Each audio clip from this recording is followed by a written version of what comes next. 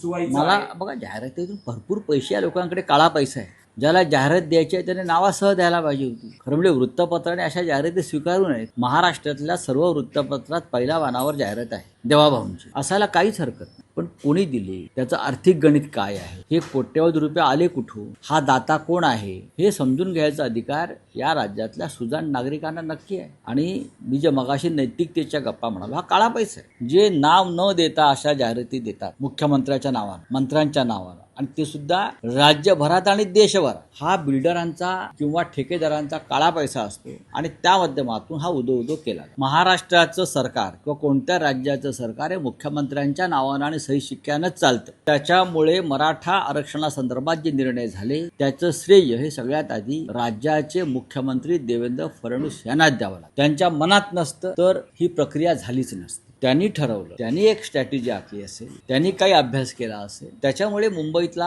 हा जो तणाव निर्माण झाला होता की मुंबई जी काय जाम झाली होती, तर त्यातून एक मार्ग निघाला. हे मान्य केलं पाहिजे. जरी आम्ही विरोधी पक्षात असू आणि आम्ही सरकारचे टीकाकार असलो तरी अत्यंत एक महाराष्ट्र राज्यामध्ये अवघड प्रसंग निर्माण झाला होता, पेच प्रसंग निर्माण झाला होता. त्यातून मार्ग निघेल की नाही अशा शंका उपस्थित झाल्या होत्या. पण मुंबई उच्च न्यायालय आणि राज्याचे मुख्यमंत्री यांनी एकत्रित येऊन हा तिढा सोडवला. तिढा सोडवणं अशा वेळेला, आणि तिढा विशेषतः जातीय असेल आणि आंदोलनकर्ते जर मुख्यमंत्र्यांच्या विरोधामध्ये असतील पूर्णपणे, अशा वेळेला कोणतं एक तणाव असतो त्या नेत्यावरती याची कल्पना आम्हाला आहे.